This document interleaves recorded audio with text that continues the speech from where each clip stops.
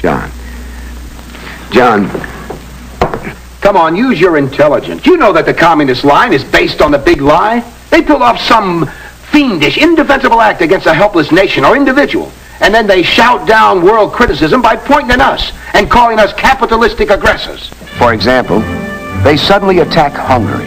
America protests, whereupon they accuse us of imperialistic provocation. Or another example, there's an earthquake or other catastrophe, perhaps in a communist country. Because Americans believe the cry of a child is as pitiful in a communist land as anywhere else, we rush great stores of medicine, food, and warm blankets to the stricken area. And what do the commies do?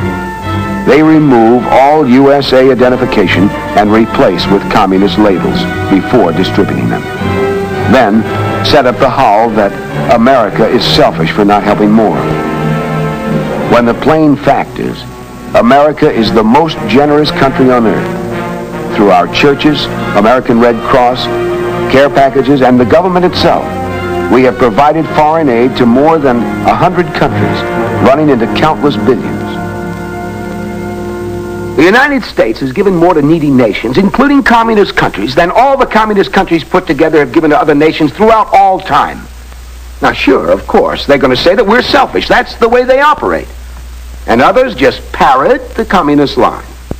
On the other hand, outright gifts are only one way America aids other nations. As we constantly raise our standard of living, the spin-offs raise standard of other countries. America is the world's greatest inventor and perfecter. Now, Jonathan here seems to like our electric lights. I surely do. But then I like everything I see. Well, I think that makes a very good example. I said we were inventors and perfecters. Now, we didn't invent electricity. But the basic facts of electricity were known some 2,000 years, even before there was an America, by scientists in Greece and in England and in Germany. And for 2,000 years, nobody knew what to do with it. It remained for Benjamin Franklin to harness it. And his inventions were the basis from which later Americans invented and developed the electric light and the telephone, intercontinental radio, motion pictures, television, and so on. Hello, my honey, hello, my ragtime gal. My baby, send me a kiss by wire. Other Americans have given the world the automobile, steamships, trains, planes, refrigeration, and the mechanized home, factory, and farm, and most of the medicines now used around the world. Again, some of these were known, or at least suspected in rudimentary form, but it remained for America to really develop them and give them to the rest of the world to enjoy. And mind you, John, America is only 300 years old, really just 200 years old as a nation. And yet, these 200 years, largely due to America, has seen the development of mankind as a whole increased astronomically over all the thousands of years before that put together. Now tell me, John, what does this country have to do to rate your respect and admiration? May I say something? Sure. Well, it's done me a sight of good coming forward in time like this, to see how wonderful things have turned out. But I wish I could take you back with me, back in time, back those 200 years when we were starting as a nation. I wish you could have seen this country then. How it was pretty. Wild, but pretty. All woods and streams, and hills and valleys, with patches and little farms. At first, most of us lived on farms. Because homes were scattered, each family was closer together. And because we lived so close to the land, and close to the seasons, and growing things, well, maybe it helped us feel closer to God. Oh, it was back-breaking work, farming those days. When I see how farming is done today, it's hard to remember our first scratchings of the earth with the end of a stick. You just can't believe how much easier it's made the work all over the world. Because of mechanization in this country, only 5% of our people farm anymore. Yet the nation is the best fed it ever was, and we supply a lot of food to other countries. Of course, while better farm tools solved one problem, they raised some new ones, too. Farm workers were freed to go into other kinds of production, and other production was sure needed. But how could they go? Travel, I mean. That's right. No highways. No, but there were waterways. No, hi, mate. I'm interrupting something, I hope. Jack! Ah, there you are, Jonathan. Gentlemen, this is Jack. Captain Jack Smith. This is Professor Haddon. Ah, Professor. Hello, Captain. Well, is this himself? It is. Here's another one of your ancestors, Johnny. Captain Jack Smith. What ho, Johnny? Hello. Oh, and a fine broth of a lad he is. Begorra, Johnny, we could have passed for twins, couldn't we now? Except for me Irish mother, who gave me this red hair. You're John Smith? No, 200 years before me he was. I'm Captain Jack. Captain Jack was with Rabbit Fulton. Were you the captain of the Claremont? No, but I was aboard it. Toot Fulton and I grew up together. Toot? Well, that's what we called them, us Pennsylvania farm boys. Toot was all the time dreaming up something. I mind the time he was 13.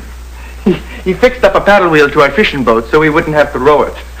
He'd sit in the stern and go, toot toot. Then later he dreamed up the steamboat. In a way. Of course, there have been boats ever since Noah's Ark. The principles of the steam engine were known in Greece over 1,000 years ago and never developed, or even the two things thought of together.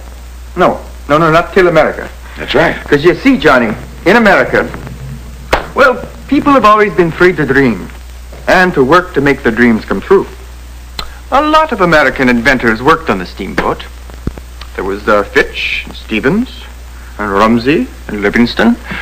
Of course, some of the boats weren't much bigger than rowboats, and it was a hard time they had going more than 3 miles an hour.